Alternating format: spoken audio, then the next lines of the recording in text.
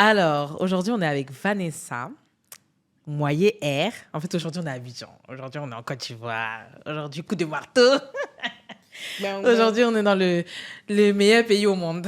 Exactement. Voilà. Donc, on est avec Vanessa. Alors, je vais commencer par comment je te connais. Donc, Vanessa, je me souviens, j'étais en confinement au Sénégal, dans un salon de coiffure. Et comme j'étais en confinement, je me suis dit, bon, allez, je vais rentrer un peu chez moi, je vais partir en Côte d'Ivoire. J'avais fait un post sur Instagram pour dire, oui, je recherche un salon qui peut m'héberger. M'héberger quelques jours et tout. Et tu m'avais envoyé un message, tu m'as dit, viens chez moi et tout. Comme ça, en même temps, tu vas me former et tout, etc. Donc, je suis partie dans ton salon. C'était déjà, c'était où déjà? À la Palmeraie. Non, c'était pas à la Palmeraie. 7e tranche. Oui, à la 7e tranche. Exactement. Je suis partie et tout, et je savais pas que j'allais rencontrer comme une grande sœur, en fait. Oh, je vais être émotif. Non. Bref, Abidjan, ça a été une partie de ma vie, quoi. Bref. Et Vanessa, tu as été une grande sœur. Tu m'as pris comme ta petite sœur. C'est ma petite sœur. Oui, tu m'as conseillé. Elle a fait comme si elle me connaissait depuis longtemps. Et comme je vivais un divorce et tout, genre, tu m'as assise, tu m'as conseillé. Je me rappelle quand on était parti chez toi et tout. J'avais donné plein de petits conseils et tout. Bref. J'ai aimé. Après, tu as ouvert ton salon à la Palmeraie et tu m'as dit, tu vois le coin VIP là, viens travailler, il n'y a pas de problème, viens, etc. Je te donne ça à toi. Comme si je suis pas là. Exactement, alors que d'autres personnes me l'auraient loué ou... En plus, tu venais d'ouvrir vraiment, mais tu m'as dit non, fais comme chez toi, viens. Je me rappelle quand je voulais ouvrir le salon, tu m'as dit n'ouvre pas, reste ici, viens, c'est à toi, reste ici et tout. Bref, je t'ai pas écouté, je regrette. Mais... Non, c'est des expériences. Ouais, des expériences graves. Donc moi, je te connais en tout cas en tant que big boss à Abidjan. Ah oui, tu es ma boss, hein? Ah, ça c'est mes camarades debout, j'aime. Donc, Vanessa, pour ceux qui ne te connaissent pas, peux-tu te présenter? Mais tu as déjà tout dit. Vas-y, présente-toi. Je suis Vanessa Nguessan, responsable des salons Moyer Air et également responsable du parc écologique Moyecro. Oui, parce que maintenant, tu fais de l'agriculture. Oui. Aujourd'hui, tu gères 4 salons de coiffure à Abidjan. Exactement. Quelles sont les difficultés pour gérer autant de salons, c'est-à-dire autant d'employés, etc. J'ai un ami belge, c'est comme ça qu'on dit, non? Belge. Il me disait le putain de facteur humain. C'est ça, non? Les ressources humaines, c'est compliqué. Au début, c'est bien, tu es épanoui, mais après, quand tu commences à gérer les humeurs de 20, 30, 40, 50 personnes, ça commence à partir dans tous les sens. Là où tu te réveilles le matin, tu te dis, bon, aujourd'hui, je pense que ma journée va être tranquille. C'est là où Ami va te faire une crise de puberté. Kwadjo va te faire une crise de... Je sais pas, c'est n'importe quoi. Tu gères combien de personnes? Moyer Air, c'est combien d'employés? Une centaine de personnes. C'est pour ça que je te dis, arrête d'être humble. Nous, on gère les 4-5 personnes. Toi, tu gères une centaine. Non, une centaine de personnes. Incroyable. C'est beaucoup de responsabilités. C'est quoi tes débuts? De toi, Vanessa, toute seule à 100 personnes, qu'est-ce qui s'est passé? Comment tu as fait pour fructifier ton commerce? Je n'ai pas vu les choses venir en toute franchise. Donc, je ne saurais pas dire véritablement comment ça s'est passé. Mais à un moment donné, tu as besoin d'une personne, après tu as besoin d'autres personnes, après. Et un matin, tu te réveilles, vous êtes... Il y a plein de personnes autour de toi. Ouais. Tu te rappelles du premier salon que tu as ouvert? Oui. Au départ, à la base, je suis vendeuse de mèches. Ok. Donc, avec les plaintes des clientes, non, je suis allée poser ma perruque, je suis allée faire mes cheveux ici, poser ma perruque, ça ne s'est pas bien passé. Et puis, j'ai dit, bon, pourquoi ne pas ouvrir un salon en même temps? Et puis, donc, c'était à la 7e tranche, justement, je suis partie. là où Ok, d'accord. j'étais partie. Là-bas, ah non, c'était Marcory le premier. Je ne sais plus. En tout cas, non, c'était à la 7e tranche, c'est ça? 7e tranche. C'était il y a combien d'années? Ça fait 8 ans, 9 ans. Ouais, 9 ans. Je suis dans le milieu, ça va faire 13 ans. Ouais. Ça fait 13 ans. Je sens que ça fait 8 ans ou 9 ans. Quelque chose comme ça. Je ne sais plus trop, mais bon. Les années passent tellement vite. Grave. Tu dors, tu te réveilles, ça fait 10 ans. Ouais. Et c'était quoi ta réaction quand tu as ouvert ton premier salon? Tu étais contente et tout? J'étais très fière de moi. Ouais. Trop fière de moi. Parce que je revenais de loin. Et puis, savoir que tu as réussi à faire quelque chose de toi-même là où tout le monde te disait que tu étais en griffe une ratée de la vie. Vraiment, c'était un accomplissement pour moi. C'était beaucoup de choses. Ouais. Pourquoi? Parce que niveau scolaire, t'étais pas... J'étais la dernière des dernières. Ça, tout le monde sait. Ouais. Niveau scolaire, j'étais pas très brillante à l'école, mais Mhm. après, les difficultés aussi de la vie ont fait que j'ai pas pu poursuivre les études et puis je suis partie de petit boulot en petit boulot. Mm. Donc, à partir du moment où, pour avoir 1 000 francs un jour, c'est chaud. Mm. Tu peux mettre des semaines même pour avoir 1 000 francs et qu'un matin, tu te retrouves peut-être à avoir facilement 100 000 francs ou 1 million Mm. en une journée. Tu vois que Ouais. c'est beaucoup de choses. Ta vie a changé. Oui, ma vie a changé. Mm. Oui. Ça, il faut être reconnaissant Ouais, vis-à-vis de Dieu Dieu, merci. même déjà. Et puis, être humble, surtout. Ouais. Je sais que la foi, c'est très important pour toi. Oui. Enfin, en tant qu'entrepreneur, est-ce que tu penses que ça, c'est un plus? Enfin, C'est on doit être vital. accompagné même par Dieu, c'est Non, sûr, mais... c'est vital. Il ne faut même pas jouer. Moi, je dis être entrepreneur, c'est comme être dans la fosse au lion. C'est une bataille. Tu te réveilles le matin, tu te bagarres jusqu'à ce que tu dormes. Donc, si tu n'as pas Dieu, tu vas où? Ouais. Tu es perdu. Arrivé un moment, tu vas prendre une balle quelque part. Peut-être, ça peut être même, excusez-moi du terme, peut-être de la famille, d'un Ouais. concurrent, de beaucoup de choses. Donc, c'est Dieu même qui te porte. Et puis, en fonction de tes aptitudes, il t'élève quand il veut. Maintenant, s'il te parle aussi que tu n'écoutes pas ou que tu ne lui donnes pas la bonne place, Dieu, il te ramène d'où tu viens. C'est vrai, c'est vrai. Ouais. Est-ce que tu penses que c'est ce qui manque à beaucoup d'entrepreneurs? D'être bien accompagné par Dieu et aussi par la famille? Parce que je sais que ton mari aussi, il est grave derrière toi. Oui, c'est important. Pour moi, c'est la base, en fait. C'est très important d'être accompagné. Que ce soit par des... Il y en a qui peuvent mettre leur confiance aux hommes. Oui. Mais tu peux faire confiance aux hommes, faire confiance en Dieu, en fait. Oui. Une chose est sûre, tu es forcément obligé d'être accompagné par des professionnels à un moment donné. Ouais. Donc, ça veut dire que tu vas mettre ta confiance en des hommes. Mais le côté spirituel pour moi, parce que pour moi, c'est important. Les gens même qui viennent vers toi, tu ne connais pas leurs intentions. C'est vrai. Soit ils peuvent bien faire le travail, soit ils peuvent mal faire le travail. Donc, tout ça, c'est important, en fait. C'est vrai, c'est vrai. Okay.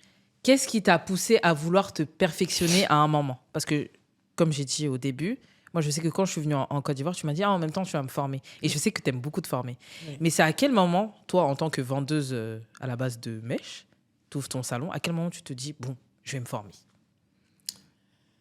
Pour moi, la formation, c'est important.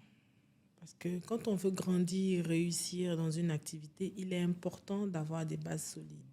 Et j'étais consciente de mes lacunes et de mes manquements.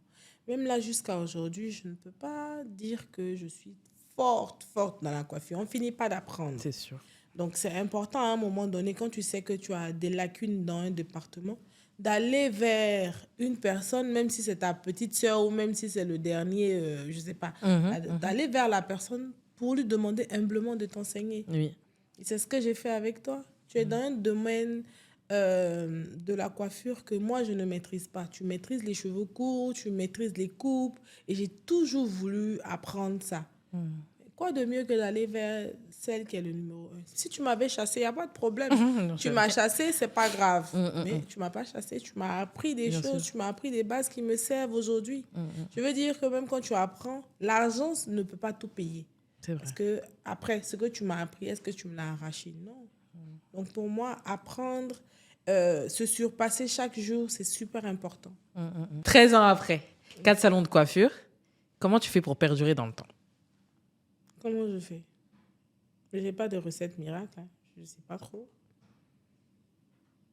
Le travail dur. Ouais.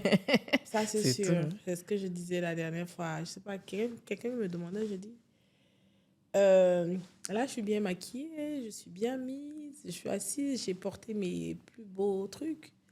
Mais sauf que par derrière, c'est pas ça, en fait. Tu dors pas, tu réfléchis, tu as des galères. Là, ce matin, même avant d'arriver ici, on m'a appelé pour me dire que j'ai ma toiture qui a sauté, une toiture que j'ai refait il y a même pas une semaine. Wow. Donc, je veux dire, il y a beaucoup de petites galères qu'on montre pas, mais qu'on est obligé De gérer. de gérer. Mais on est obligé on est déjà né, non? En tout cas. Alors, comment tu fais pour gérer en tant que maman de 5 enfants, donc 4 salons, un business, de l'agriculture, 5 enfants? Comment tu fais? Je sais même pas. Comment je fais? C'est Dieu qui me garde. C'est quoi ta journée type? Quand je me réveille le matin, je vais déjà voir si les enfants... Déjà, j'essaie de me réveiller le matin, veiller à ce qu'ils partent à l'école. Au moins les voir partir. Et puis après, je commence, tu es sur Internet, tu vas voir tes mails, tes quoi, tes je ne sais quoi. Et puis après, tu te retrouves au salon. Mais avant de partir, maintenant, ce que je fais, c'est que je... Comment dire le mot là? Une to-do list? Voilà, exactement. Planifier ce que j'ai à faire pour ne pas que je parte Dans tous les sens. Parce que c'est ça le problème de l'entrepreneur. Exactement. On réfléchit à tout en même temps. Un coup, on se dit, oh mince, j'ai oublié ça. Attends, j'ai oublié ça. Non. Et Moi, au final... j'essaie de ne plus avoir ce genre de problème parce que ça m'a créé beaucoup de soucis aussi, de ne pas être organisée. Et je demande à mes collaborateurs aussi de faire la même chose. Ils me font des comptes rendus. On a 1 heure. Si c'est 19h, on sait que par exemple, on ferme à 18h ou on ferme à 19h. À 20h, tout le monde a fait son compte rendu. Ok. Que je sois dans le salon, que je ne sois pas là, ou que je sois à la ferme, ou que je ne sois pas là, tu dois me faire le compte rendu. Du poulailler, pardon, on est dans un salon de coiffure. de la shampooineuse à la coiffeuse. Enfin, il y a des responsables de département. Je t'explique comment je fonctionne. Oui. Ils me font un compte rendu. Ok. Pour chaque salon, il y a un responsable. Oui. Et le responsable, Me fait à un moment dans la journée, doit te faire un compte Il y a un rendu. responsable et chaque responsable a son responsable. Tu as le responsable de serviettes, le responsable de peigne. On a des responsables de tout. Et chacun fait son compte rendu. Et ça facilite la tâche. Et par exemple, aujourd'hui, je te dis, voilà ce qu'on a fait. Et demain, voilà ce qu'on compte faire. Au moins, ça te permet d'être un peu... D'avoir une visibilité. Exactement, et tout. une visibilité. Et ça, c'est très important pour moi. À partir du moment où ce n'est pas fait, je suis perdue. Oui. Je commence Rien n'est clair. Rien n'est clair et ça me fatigue. Et sachant que tu es en Afrique, c'est pas comme en Europe où... Enfin, c'est pas vraiment pour dénigrer, mais en Europe, il y a des contrats CDI. C'est difficile de quitter un salon comme ça. Alors qu'en Afrique, ton employé peut disparaître du jour au lendemain. C'est clair. Comment tu fais pour même fidéliser, on va dire, ton équipe pour qu'elle reste? Je pense que on m'a dit en griffe. Il y en a qui partent, mais j'ai quand même beaucoup de chance à ce niveau. Il y a peut-être le fait que mon personnel se sente aussi un peu en sécurité et à l'aise avec moi. C'est très important. Parce que tu peux être une responsable, mais une responsable qui fait des misères, c'est clair que ça va... Ou bien qui ne fait pas les choses correctement, c'est clair que ça va faire fuir ses collaborateurs. À ce niveau-là, bon, on va dire c'est un peu mitigé, c'est 50-50, mais j'ai quand même des gens qui ont fait 8 ans, 9 ans avec moi. Incroyable. Et ça, c'est très rare. C'est rare, oui. Par rapport à mes autres collaborateurs que j'entends, j'ai beaucoup de chance à ce niveau. Dieu merci. Parlant de ça, je dis merci aussi à mes collaborateurs. Ouais, grave. T'as une bonne équipe. On va parler de l'agriculture. La partie que tu attends. Alors, en plus de la coiffure, Madame Vanessa fait de l'agriculture. Bon, qu'est-ce qui s'est passé? Comment de coiffure tu vas dans agriculture? C'est même pas la même route. C'est même pas la même route. Bon, pour dire vrai, c'est parti d'un burn-out. Je commençais à ne plus être très épanouie dans la coiffure. J'avais le sentiment de tourner en rond, de faire les mêmes choses chaque matin. Je me lève le matin, je m'occupe des enfants, après je me retrouve au salon. Si c'est pas raide au milieu, c'est raide de côté. Si c'est pas raide de côté, c'est brushing. Si c'est pas brushing, c'est bouclé. C'est le même truc. Ça commençait à me fatiguer. Puis j'avais envie d'autre chose. Depuis toute petite, j'ai toujours aimé être en contact avec la nature. Et puis un matin, je me suis levée, j'étais pas bien. Me lever, aller au salon, j'avais comme des nœuds dans le ventre. Dans ma tête, aller au salon, c'était synonyme de problème. Il faut aller gérer ci, il faut aller gérer ça, il faut gérer les humeurs. Puis j'ai dit, bon, avec le Covid, c'est là que ça a commencé. J'ai dit, bon, je pense que Je vais aller un peu en vacances au village et puis je vais voir. Et je suis allée en vacances, j'ai planté un piment. Et chaque matin, je regardais comment mes trucs évoluaient et je prenais plaisir. Et puis tu regardes, tu les soignes. Après, tu vois, je sais pas si tu vois un peu. L'évolution. Exactement, l'évolution. Après, j'ai Le mes fait d'être poules. seul aussi. Oui, d'être seul. Le Le bruit bruit. de la nature, Ouais. le chant des oiseaux, de comment le ciel réagit, de comment le sol même réagit. C'est magique. C'est, comment dire le mot? C'est une thérapie? Non, ça soigne. Oui, ça soigne. C'est une Et thérapie. ça m'a soigné, oui. Ça m'a soigné parce que j'aime trop. Point, déjà. Non, j'aime trop. J'aime trop. J'aime voir mes animaux grandir. J'aime voir mes plantes grandir. J'aime bricoler. En fait, moi, je suis un peu... Tu me verras, par exemple, dans un magasin en train de chercher des pointes, des petites choses. Et puis, le fait de savoir que je vais assembler ci et ça va donner... Je ne sais pas comment expliquer. Ouais, Non, t'aimes bien c'est voir trop- l'évolution. Exactement. Le Et comme je pense que changement comme tu es très surtout. spirituel aussi, Oui. je pense que là-bas, tu as encore plus. Tu te dis, mais Dieu est vraiment grand. Je plante ça, ça devient un piment grâce au soleil, grâce à la pluie. À la pluie. Je pense qu'on se rend plus compte Tu vois les de la poissons. création de Dieu Non, même. Exactement. Récemment, j'ai découvert une petite source sur mon site. Tu as de l'eau qui sort des pierres. C'est des pierres, c'est de gros cailloux comme ça. Tu sais pas comment. Jusque-là, je n'arrive pas à comprendre. J'ai essayé de regarder sur Google, mais après, je me dis, Dieu est bon. Comment l'eau peut sortir de la pierre, là? Et c'est là que tu te rends compte qu'il y a tellement de choses. Et souvent, je suis là, je m'imagine, je dis ça, il y a peut-être 5000 ans, peut-être ici, c'était une plage. Il devait avoir ci. Et comme on a de gros rochers, je me dis, non, peut-être que là, il y a des dinosaures qui sont passés. Oui, c'est vrai. En fait, Tu médites. dans la forêt, mon imagination est tout le temps en train de travailler, de voyager. Et puis, Dieu, par sa grâce, tel que la forêt m'a soignée, apparemment, on était beaucoup de malades dans la ville sans le savoir. Et il y a des gens qui sont venus. Au départ, comment ça se passait? Ils viennent juste pour accompagner peut-être mon mari ou peut-être un de mes enfants. Et ils prennent plaisir à rester là. Quand ils partent, ou soit ils font des photos, ils arrivent là-bas, ils ont leurs amis qui voient, ils disent, mais on veut aller dans l'endroit où tu étais, on a vu, où tu avais des belles fleurs, où tu avais la balançoire. Ils disent, non, c'est un espace privé. Et ils m'appellent. Tu sais, j'ai l'ami de mon ami là, qui a vu la vidéo, il veut venir, est-ce qu'il peut? Moi, ça ne me dérange pas, c'est la forêt. Je me dis, c'est accessible à tout le monde. Sûr. Venez. Ils viennent, ils mangent mes poulets. Arrivé un moment, je me suis retrouvée en pénurie de poulet, pénurie de poisson, pénurie de porc. Je dis, ah, quoi si? C'est comme ça, mon mari s'appelle. Il commence à avoir des problèmes. Il va falloir qu'on se structure autrement. C'est vrai, on est gentil, mais si on continue comme ça... À consommer nous-mêmes notre propre... Si les gens continuent de consommer sans nous donner quelque chose en retour, on va se retrouver dans la merde. On s'est retrouvé enfin en poulailler. Passer de 100 poules à 1500. Wow. Et ça n'arrête pas de grandir. Wow. On se retrouve en rupture. On avait 2 truies. Là, on en a 6. Là, j'ai combien? Je crois que je dois avoir des porcelets. J'en ai au moins une 60aine. Incroyable. J'ai un Vera, il s'appelle Gaspard. Oui. Et toutes mes truies ont des noms. En fait, c'est le bonheur. En fait. Oui. Je vis, mais je ne sais pas comment dire. Paisiblement.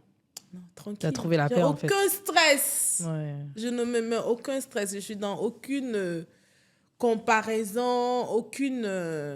Dans le domaine de la coiffure, tu es tout le temps en train de chercher à être la première, à faire ci, à faire ça. Dans ma forêt, là-bas, tu es la première à faire quoi? À planter les tomates. Franchement. Non, j'ai plus besoin. Non. C'est l'équilibre. Oui.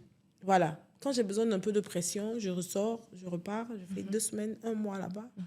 Après, je reviens dans ma tranquillité. Je suis bien comme ça. Ouais, tu as raison. Ça se voit même que tu es plus tranquille. Oui. Ouais, ça se voit.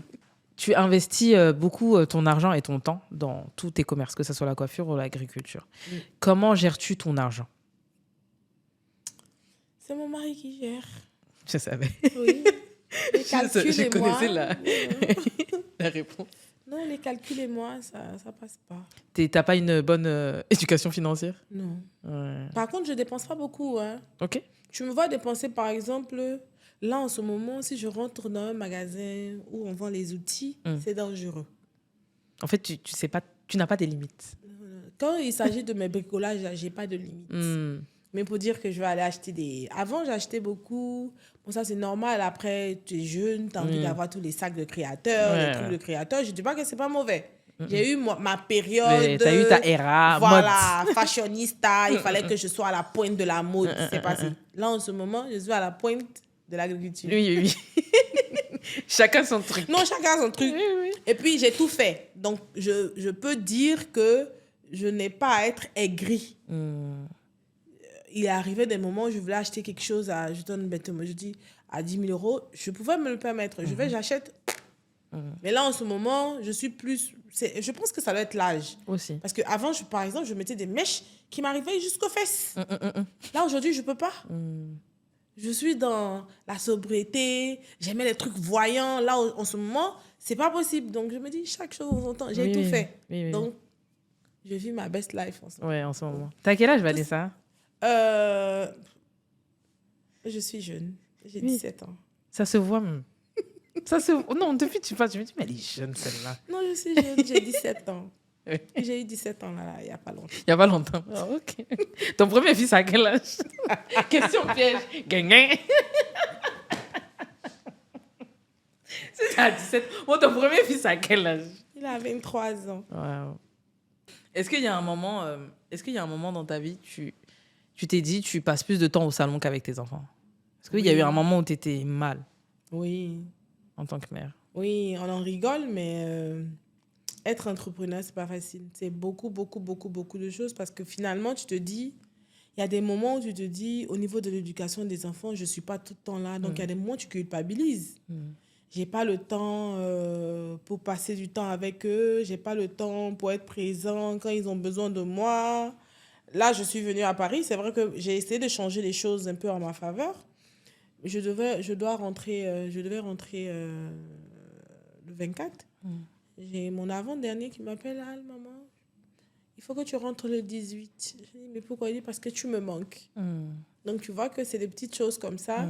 Et après, tu es là, tu n'es pas bien. Ouais, ça joue. Voilà, ça joue. Mais avant, je m'en foutais. Je me disais qu'ils pouvaient se gérer. Mais non, et que tu les fais tout ça pour eux de toute façon. C'est ce qu'on se dit. Il y a ce truc qu'on se dit, mais je cherche l'argent pour eux. Pour eux, mais les enfants, là, ils comprennent pas. Mais dès qu'ils commencent à s'exprimer, en fait. Voilà, ils comprennent pas. Et puis, bon, il faut savoir faire la part des choses. Ce que je fais maintenant, c'est que les dimanches, je leur consacre toute ma journée. On a nos moments de qualité. Après l'église, on va vivre notre belle vie. C'est pas beaucoup, mais au moins... Sans téléphone, sans rien. Sans téléphone, sans rien. On joue, on fait des trucs. Mais ils grandissent aussi tellement vite. J'ai le sentiment que je me suis réveillée un matin, ils sont tous grands. Ils ont d'autres activités. Après, tu te rends compte que tu n'es plus forcément au centre de leur... Il me reste que 2 à la maison, finalement. Les autres, ils veulent passer du temps avec leurs amis, avec leurs activités. Ils essaient d'être plus ou moins gentils avec moi, mais bon, pas plus.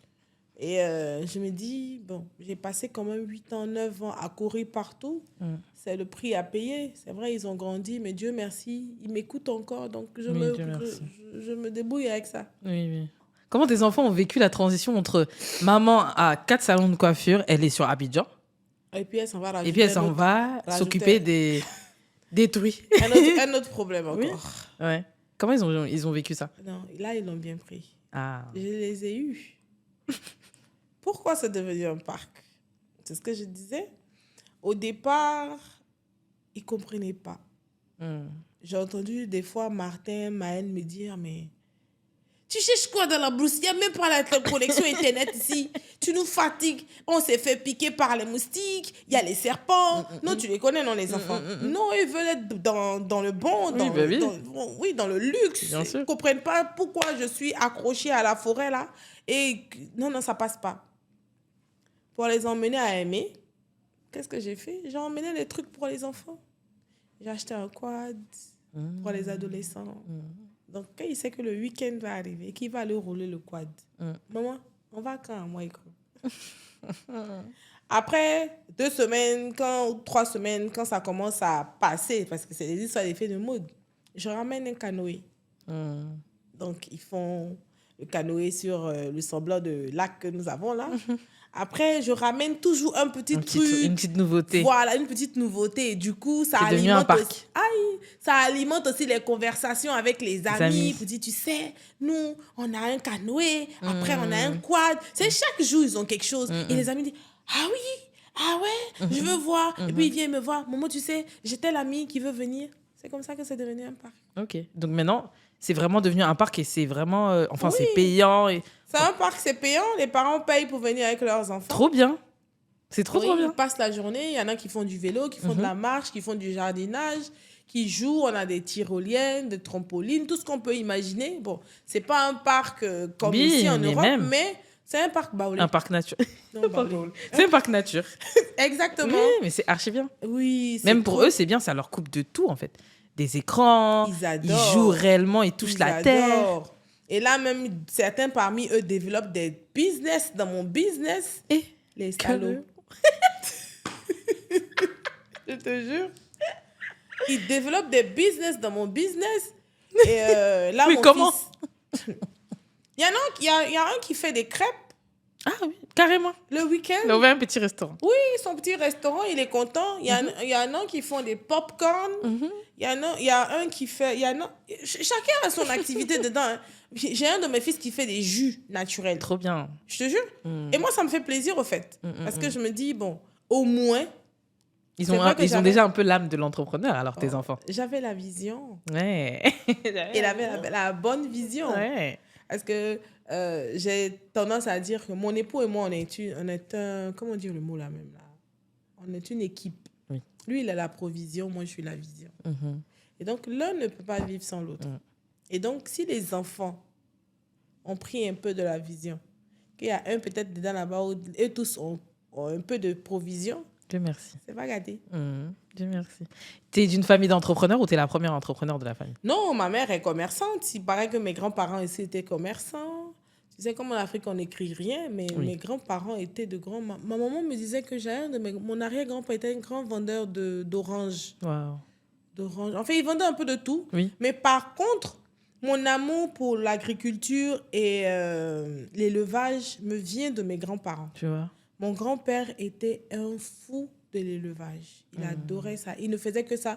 Il ne faisait que ça. Il aimait ça. Et bon, je l'ai un peu suivi. Oui, bien sûr. Et ma maman aussi, elle aime bien planter. Elle est tout le temps, quel que soit le fruit qu'elle mange, dès qu'elle finit les graines là, elle va garder. Non, elle garde un petit truc. Soit elle plante et puis elle dit, elle m'envoie des graines de Paris, de fruits, mais bizarres. Et puis elle me dit, ce truc-là, j'ai mangé, c'était doux. Il faut planter là-bas, tu vas voir. Tout le temps. Trop bien. Donc, j'ai hérité cela de ma famille. De ta famille. Et Oui. tu penses tu penses avoir hérité aussi de ton âme d'entrepreneur? Oui. Ouais. Ma mère était une grande commerçante. J'ai hérité ça d'elle. Même si on ne se ressemble pas beaucoup, mais forcé. Au fait, j'ai compris que dans la vie, je ne dirais pas que tu aimes ou que tu n'aimes pas tes parents, mais l'ADN, là, ça m'en bat. Ouais. Si ton papa était volé, c'est la volée. Tu as dit ça aussi. Bon, c'est bon, tu vas voler? Tu as volé un peu? Ou bien? C'est pas prouvé à 100%, mais... Il n'y a pas d'études faites. Hein, c'est pas prouvé à 100%, mais peut-être que... Ouais, peut-être. Hein. Ça va venir. Il faut qu'on voit. Hein. Vous aussi essayez de voir le métier que vous faites. Est-ce que, bon... C'est ça. Est-ce que c'est pas inspiré des... Inspiré. Mais forcément, dans ma famille, comme ça, il y a des percussionnistes. Il y en a qui mettent des enfants, peut-être 2 générations après, et tu retrouves des percussionnistes dedans. Oui. Alors sans savoir, se sont pas connus. Gens, voilà, qui ne se sont pas connus. Des gens qui se connaissent pas et qui ne connaissent pas l'histoire de la famille. Et tu vois, il te dit, mon enfant, là, celui-là, il aime jouer. Et moi, ça me fait rigoler parce que comme je suis très attachée à ma famille et que je connais plus ou moins l'histoire du côté paternel ou comme maternel, donc quand on me dit, par exemple, que du côté paternel comme ça, il y a beaucoup de musiciens. La plupart sont des musiciens. Même si c'est des musiciens baoulés, mais c'est des musiciens. Oui, c'est des musiciens. Donc, comme moi, mon fils aujourd'hui, par exemple, mon fils aîné, il devient musicien, ça ne m'étonne pas. Ça ne peut pas te choquer. Ça ne peut pas me choquer. Il a appris ça forcément d'un de ses arrêts. Même mon père, c'est un grand danseur. Donc, il a appris ça forcément de quelqu'un quelque part là-bas. C'est sûr. Où tu vois Moyen Cro et Moyen R dans 5 ou 10 ans? Dans 5 ou 10 ans. À la retraite, non? Moyen R, hein? Oui. Je suis en train de former mes enfants pour qu'ils prennent la relève. Et puis, je vais me consacrer à moi et Cro parce que je suis en contact avec de plus en plus d'enfants. Et je vais dire peut-être quelque chose qui va choquer, mais de plus en plus de nos dirigeants ne pensent pas aux enfants. Quand je dis ne pensent pas aux enfants, imaginez qu'on passe notre temps à vendre des terres, à vendre des terrains par-ci, par-là. Très peu de gens pensent à faire des parcs pour les enfants. Pour les enfants. Pour qu'ils passent des petits moments de qualité. Et pas que des parcs aquatiques ou... Oui, des parcs où...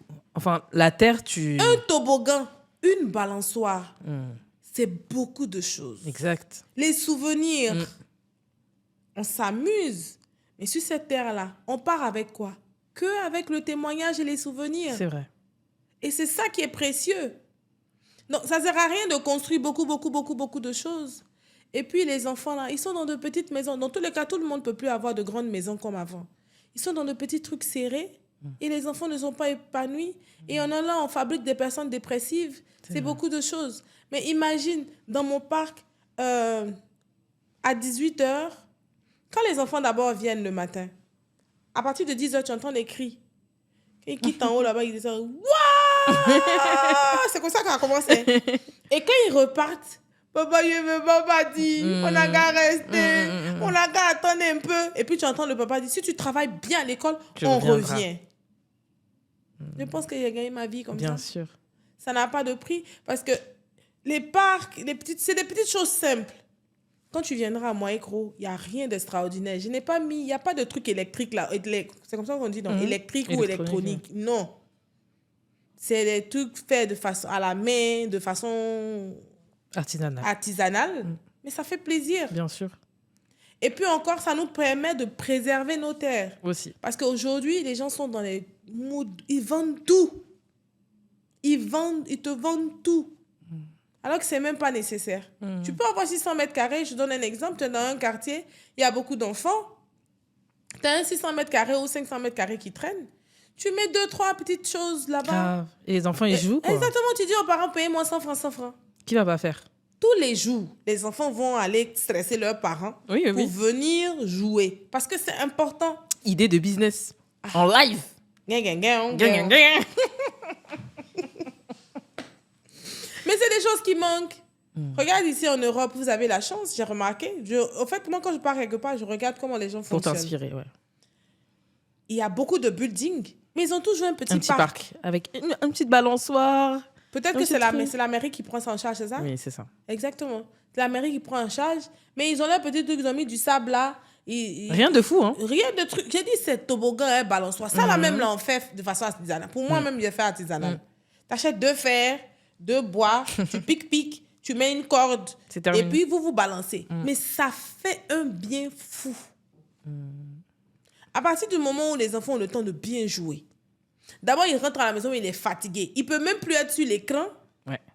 Tu fais des personnes équilibrées. Est-ce que nous étions sur les écrans? On n'était pas sur les écrans, mais regarde les enfants que nous sommes en train de mettre aujourd'hui au monde. C'est pas iPad, c'est iPhone. C'est pas iPhone, c'est l'ordinateur, la télé, Netflix. Ouais. On me dira que c'est leur génération, mais même là encore, c'est dangereux. Très. Il faut occuper les enfants sainement. C'est vrai. C'est ce que j'essaie de faire chez moi. Et puis, ça me demande beaucoup de travail. Ça me donne une sorte de mission de vie. Oui, tu as l'impression de servir à quelque chose. Oh, je me vois en Robin des Bois. En Peter... Non, Peter Pan, c'était un volet. Voilà, juste un volet. Non, Robin des Bois. Voilà, je me en Zorro, en Spider-Man. Tu vois un peu, non? Oh, il reste la cape sur mes pieds. T'es fou. Non, mais si, je vois. Tu te sens utile à la société. Exactement. À ton échelle. À mon échelle. Ouais. Souvent, et c'est la preuve qu'on peut tous faire quelque chose à notre échelle pour se sentir utile. C'est pas que je rencontre pas des difficultés, hein. Non. Je rencontre des difficultés, même souvent avec des... Comment dire les mots là? Les élus de la ville. Mais moi, je m'en fous. Je regarde pas ça. Le sourire d'un enfant. Quand les gens s'en vont et puis me disent, madame, Merci. merci. Merci là. Ça vaut 200 millions. C'est pas le même merci que pour des cheveux. Non, c'est pas le même merci que pour des cheveux. C'est pas le même merci comme quand tu as donné, par exemple, de l'argent à quelqu'un. C'est pas la même chose. Quand les gens viennent à mon parc, ils viennent pour se soigner. Comme ça t'a soigné. Comme ça m'a soigné. C'est la même chose. La nature aide. Hein. C'est vrai. Les hommes... j'ai vu un témoignage qui disait que les hommes ne peuvent pas vivre sans la nature. Mais la nature peut vivre sans les hommes. Totalement. Mais ça veut tout dire. Mais qu'est-ce que nous, on fait pour en prendre soin? Rien. On gâte les choses, on pollue, on fait plein de bêtises. Moi, avant, quand je disais aux gens, est-ce que vous savez que le sol, la terre, là, elle vit? Mes enfants ne comprenaient pas. Un jour, je dis, bon, venez que je vous explique. On prend le sol, on gratte, on voit des petites bêtes, des fourmis. Après, on trouve vers des terres. Tu vois. Et là, tu vas prendre un herbicide. Tu viens, tu pompes sur genre 600 tu les mètres. tues eux tous. Tu les tues eux tous. Tu t'en rends pas compte. Tu te dis que tu es en train de faire le nettoyage. C'est facile. Mais sauf que tu es en train de tuer beaucoup de choses comme ça. Et tu t'en rends pas compte. Et demain, tu te dis, mais ma terre, là, je comprends pas, c'est pas fertile. Tous les gars qui travaillaient là, qui se débrouillaient là, tu les as tous pompés au baïgon. Tu veux même que la terre la fasse comment? La terre, elle vit. C'est vrai. Moi, aujourd'hui, j'invite, je ne dis même pas que j'invite, j'encourage tout le monde à retourner à la terre. Pour les cheveux. Souvent, quand on me demande, mais pourquoi tu es ici? Je dis, mes clientes peuvent faire 1 an. Tu peux faire 1 an sans aller chez le coiffeur. Bien sûr. Mais tu peux pas on n'est pas indispensable. Hein. Comme dit ma mère, on n'a pas de contrat avec les clients. Exactement. Tu peux faire 1 an sans aller chez le coiffeur. Mais tu peux pas faire 1 an sans manger. Une journée, c'est pas possible. Forcé, si tu n'as pas moyen matin, tu as moyen midi. Si tu n'as pas moyen midi, tu as moyen le soir. Bon, c'est vrai qu'il y a le carême en ce moment. Là, vous êtes obligé. Mais on mange le soir. On mange. Donc, forcé, dans le plat que tu vas cuisiner aujourd'hui, il y aura forcément de la tomate, de l'oignon, du piment. Chaque jour, il y a combien de millions de personnes qui naissent? La production ne suffit plus. Je dis, même moi, en ce moment, je suis en pénurie de poissons, de poulets, de porc, parce que ma demande est de plus en plus grande. Donc, Dieu merci. On va se retrouver au carrefour de l'agriculture. Ouais. Mais c'est clair que... c'est un bon conseil que je donne. En vrai, j'avoue. Alors, si tu pouvais boire un café avec un entrepreneur, ce serait qui? Quelqu'un d'inspirant. Avec un entrepreneur. Avec une personnalité? Ouais. Une personnalité inspirante. Inspirante. Bon. Moi, je veux pas prendre... inspirante, parce que ce que je veux dire là, je sais pas comment on va le prendre. Ok. Mais j'aimerais bien faire même 10 minutes avec le président de la République. De la Côte d'Ivoire. De la Côte d'Ivoire. Monsieur Alassane Ouattara. Je voulais lui expliquer de petites choses.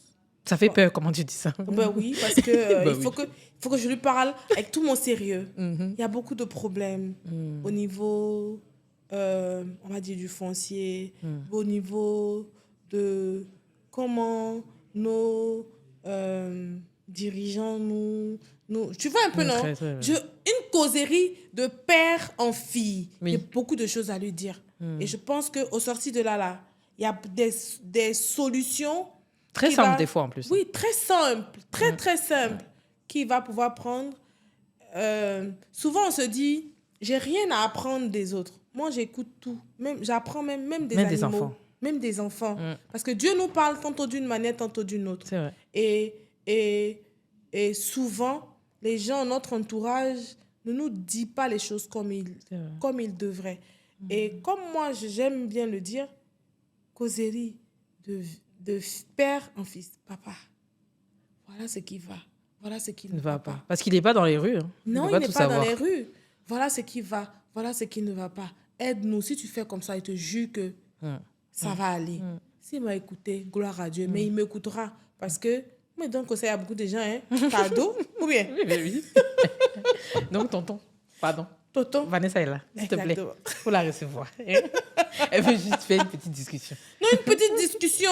Rien de fou. Moi, c'est pour mes enfants, hein. C'est pour, pour l'avenir, en fait. Justement, c'est pour les jeunes, c'est pour mes jeunes sœurs.